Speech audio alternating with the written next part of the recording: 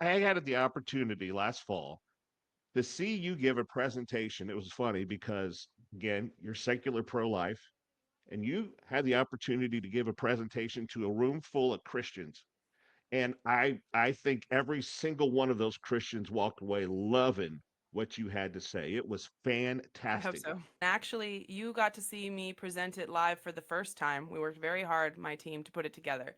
We are trying to make a presentation that helps people build meaningful connection with those who are different from them. So in the presentation, we talked about three target audiences.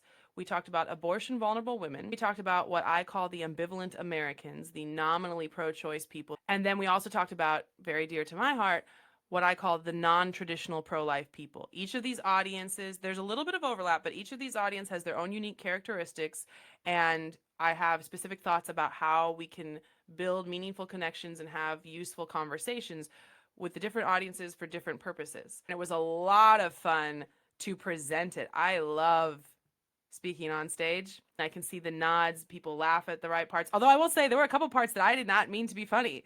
And people just started laughing. I was like, okay, sure, that's hilarious. What really meant a lot to me is people came up to me and said that it challenged them Yep. and they liked it. Those Yep. two things together. Yep. I also had a few people come up to me and tell me kind of quietly, privately, that they were not necessarily very religious and they didn't feel like they could be very open about that in the spaces they're working in, and they felt like I was building space for them. That's always very touching to me as an atheist because I know how it feels trying to engage with the larger pro-life movement, and sometimes it's square peg round hole. So overall the presentation is about how we can have useful conversations, how we can sort of ease ourselves and other people into this discussion in a way that will hopefully be fruitful and not just everyone screaming at each other online.